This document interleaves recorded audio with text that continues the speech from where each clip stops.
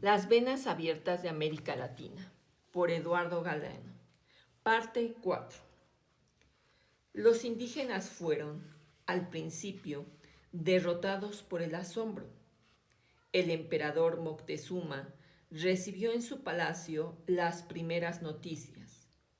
Un cerro grande andaba moviéndose por el mar. Otros mensajeros llegaron después. Mucho espanto le causó al oír cómo estalla el cañón, cómo retumba su estrépito y cómo se desmaya uno. Se le aturden a uno los oídos. Y cuando cae el tiro, uno como bola de piedra sale de sus entrañas, va lloviendo fuego. Los extranjeros traían venados, que los soportaban tan altos como los techos. Por todas partes venían envueltos sus cuerpos. Solamente aparecen sus caras. Son blancas, son como si fueran de cal. Tienen el cabello amarillo, aunque algunos lo tienen negro. Larga su barba es. Moctezuma creyó que era el dios Quetzalcóatl quien volvía. 8 presagios habían anunciado poco antes su retorno. Los cazadores le habían traído un ave que tenía en la cabeza una diadema redonda con la forma de un espejo, donde se reflejaba el cielo con el sol hacia el poniente. En ese espejo, Moctezuma vio marchar sobre México los escuadrones de los guerreros. El dios Quetzalcóatl había venido por el este y por el este se había ido. Era blanco y barbudo. También blanco y barbudo era Huiracocha, el dios bisexual de los incas, y el oriente era la cuna de los antepasados heroicos de los mayas. Los dioses vengativos que ahora regresaban para saldar cuentas con sus pueblos traían armaduras y cotas de malla, lustrosos caparazones que devolvían los dardos y las piedras. Sus armas despedían rayos mortíferos y oscurecían la atmósfera con humos irrespirables. Los conquistadores practicaban también, con habilidad política, la técnica de la traición y la intriga. Supieron explotar, por ejemplo, el rencor de los pueblos sometidos al dominio imperial de los aztecas y las divisiones que desgarraban el poder de los incas. Los tlaxcaltecas fueron aliados de Cortés y Pizarro. Usó en su provecho la guerra entre los herederos del imperio incaico, Huáscar y Atahualpa, los hermanos enemigos. Los conquistadores ganaron cómplices entre las castas dominantes intermedias, sacerdotes, funcionarios, militares, una vez abatidas por el crimen, las jefaturas indígenas más altas. Pero además usaron otras armas, o si se prefiere, otros factores trabajaron objetivamente por la victoria de los invasores. Los caballos y las bacterias, por ejemplo. Los caballos habían sido como los camellos originarios de América, pero se habían extinguido en estas tierras.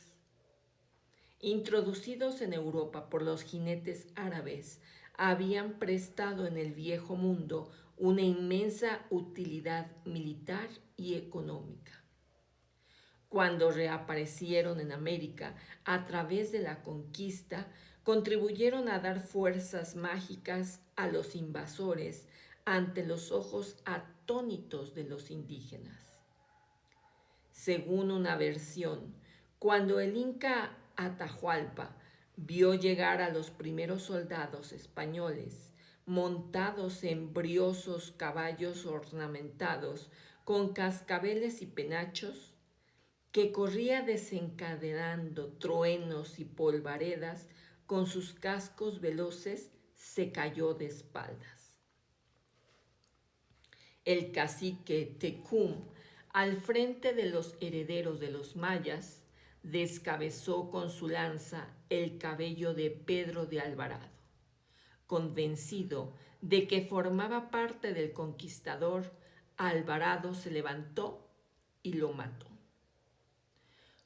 Contados caballos, cubiertos con arreos de guerra, dispersaban las masas indígenas y sembraban el terror y la muerte.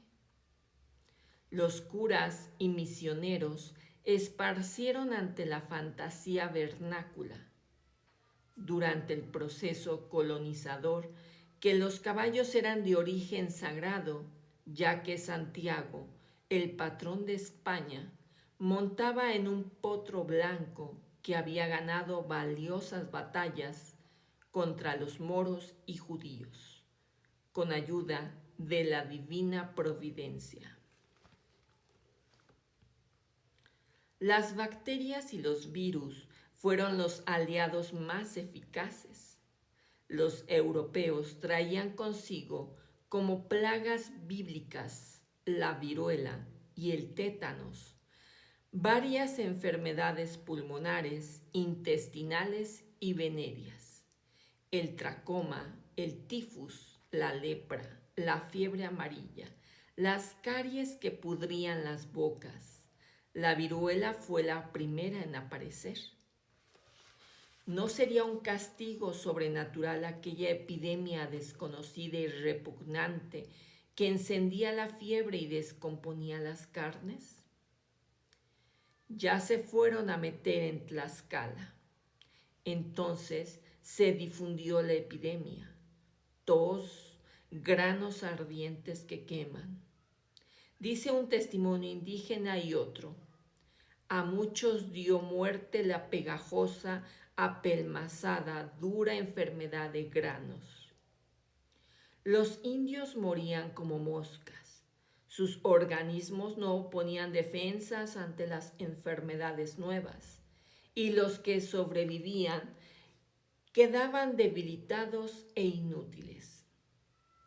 El antropólogo brasileño Darcy Ribeiro estima que más de la mitad de la población aborigen de América, Australia y las islas oceánicas murió contaminada luego del primer contacto con los hombres blancos.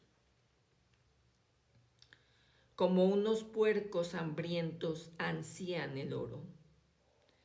A tiros de arcabuz, golpes de espada y soplos de peste avanzaban los implacables y escasos conquistadores de América. Lo contaron las voces de los vencidos. Después de la matanza de Cholula, Moctezuma envió nuevos emisarios al encuentro de Hernán Cortés, quien avanzó rumbo al Valle de México. Los enviados regalaron a los españoles collares de oro y banderas de plumas de quetzal.